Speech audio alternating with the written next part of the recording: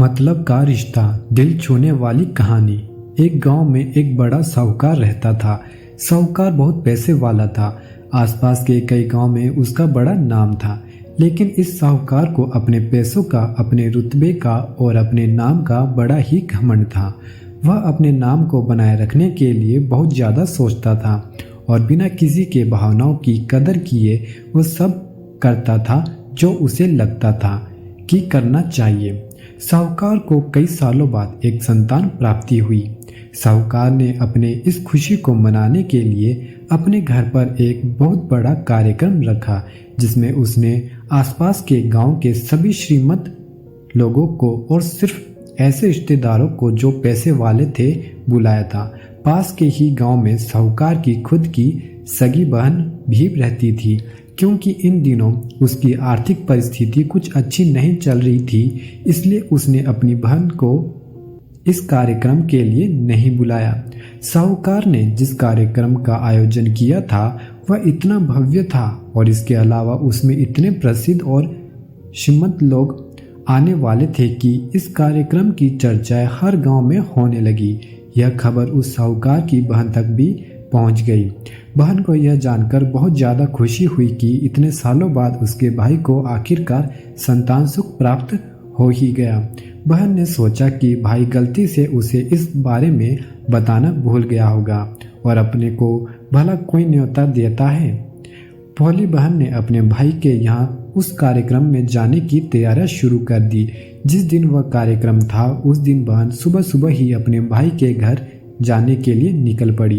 रास्ते में अपने पुराने मैले कपड़े देख उसे ख्याल आया कि अगर किसी और के घर जाना होता तो मैं ऐसे कपड़ों में जाने की सोचती भी नहीं, लेकिन मैं तो मेरे अपने घर, मेरे मायके जा रही हूँ, वहाँ मुझे ये सब सोचने की कोई ज़रूरत नहीं है। जैसे ही वह अपने मायके पहुँची, वहाँ का भव्य आयोजन देखकर वह बहुत खुश हो गई और उसे अपने भाई पर बहुत गर्व हुआ। वहाँ पर वह जल्दी से जल्दी अपने भाई को मिलकर खुशी में शामिल होना चाहती थी। वह तुरंत सीढ़ियाँ चढ़कर घर के अंदर प्रवेश कर गई। उसने देखा कि उसका भाई मेहमान की तौर पर आए सभी घनाडे और नामी लोगों का स्वागत करने में व्यस्त है। बहन जैसे ही अपने भाई की तरफ उससे मिलने के लिए बढ़ी, उसके भाई की नज़रें उस पर पड़ गई और अपनी बहन को ऐसे मेले पुराने कपड़ों में देखकर भाई ने उससे मिलना तो दूर बल्कि तुरंत बहाना बनाकर वहां से निकल गया। बहन ने सोचा इतने लोगों में बेचारा अकेला भाई क्या क्या करे, जरूर उसे कुछ काम याद आया होगा, इसलिए वहां से चला गया होगा। बहन बाद में अपनी भाभी से मिलने गई। भाभी ने उसका स्वागत किया और उसे खाना खाने के लिए आग्रह किया। बहन ने सोचा ठीक है, पहले खाना खा लेती हूँ, फिर बाद में आराम से भाई से मिल लूँगी। बहन खाना खाने के लिए पंगत में बैठी। साहूकार ने देखा कि अपने सभी धनवान मेहमानों के बीच उसकी गरीब बहन बैठी हुई। सभी कीमती पोशाक पहने लोगों के बीच उसकी बहन जो पुराने मैले कपड़े पहन कर बैठी थी, यह साहूकार से देखा नहीं गया। उसने अपनी बहन को अपने पास बुलाया, भला बुरा सुनाया और वहाँ से जाने के लिए बोला। बहन ने अपने सपने में भी नहीं सोचा था कि उसके साथ कभी ऐसा व्यवहार भी हो सकता है, और वह भी उसके खुद के मायके में। अपना अपमान होने के बाद बहन तुरंत अपने घर ससुराल जाने के लिए चल पड़ी। बहन इस बात को पचा ही नहीं पा रही थी कि उसके अपने भाई ने उसके साथ इतना बुरा व्यवहार किया। उसकी आंखों से आंसू नहीं थम रहे थे। रास्ते में उसे अपनी पुरानी दोस्त मिली। उस दोस्त ने उसे रोने का कारण पूछा। हालांकि बहन उसे कुछ भी नहीं बताना चाहती थी, लेकिन दोस्त के बारे में बार बार पूछने पर उसने उसके साथ हुई सारी घटना उसे बता दी। उसकी दोस्त एक समझदार महिला थी और काफ़ी प्रैक्टिकल सोचने वाली थी। उसने कहा, अगर तुम मेरी बात मानो तो एक दिन तुम्हारा भाई खुद तुम्हें यहाँ बुलाएगा और तुमसे माफ़ी मांगेगा। बहन ने उसे कहा कि मैं तुम्हारी हर बात मानूंगी, बताओ मुझे क्या करना होगा। दोस्त ने कहा कि तुम इस अपमान को, इस दुख को एक दिशा दे दो और कोई गृह उद्योग शुरू कर दो। उसमें इतनी मेहनत करो कि उस काम में तुमसे अच्छा कोई भी ना हो। बहन को अपने दोस्त की बात सही लगी। उसने घर पहुंचकर अपने आंसू पोंछकर उसी दिन से एक गृह उद्योग शुरू किया। उसने दिन रात मेहनत की, अपने साथ कई और गांव की महिलाओं को जोड़ा और देखते ही देखते उसका गृह उद्योग चल पड़ा। कुछ ही सालों में आसपास के 50 गांव में उसका नाम और रुतबा काफ़ी बढ़ गया और अब वह पैसों के मामले में अपने भाई से भी ज़्यादा बड़ी बन गई। भाई को भी जब यह पता चला कि उसकी बहन इतनी श्रीमंत हो गई है तो उसने सोचा कि एक बार उससे मिलकर आया जाए। वह जब अपने बहन को उसके घर मिलने पहुंचा तो बहन ने उसका किसी राजा महाराजा की तरह स्वागत किया, उसके पसंद खाना खिलाया।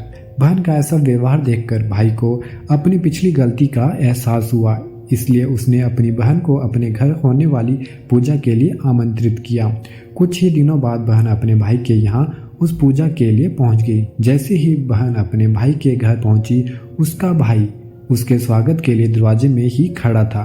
बहन अपने महंगी गाड़ी में आई थी। उसने बहुत कीमती साड़ी और उससे भी ज़्यादा कीमती गहने पहन रखे थे। बहन का ऐसा ठाट बाट देखकर सिर्फ भाई नहीं बल्कि उसका पूरा गांव दंग रह गया। भाई दौड़कर आया और बहन की गाड़ी का दरवाजा खोलकर उसे बाहर आने के लिए कहा और बड़े प्यार से उसे पूजा का प्रसाद ग्रहण करने के लिए बुलाया। बहन को इस बार 12 पकवान परोसे गए थे। चांदी की थाली में उसे खाना दिया गया था। वह साथ में एक सोने की चम्मच भी रखी गई थी। उसके बैठने के लिए बेशकीमती पाट रखा गया था। बहन को यह सब देखकर उसके वह पुराने दिन याद आ गए जब भाई ने उसे बिना खाना खिलाए ही भला बुरा कहकर वहां से लौटा दिया था।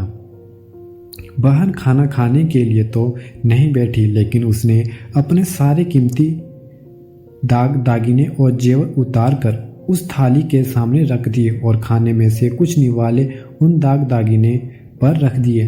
बहन का ऐसा व्यवहार देखकर सभी हैरान थे।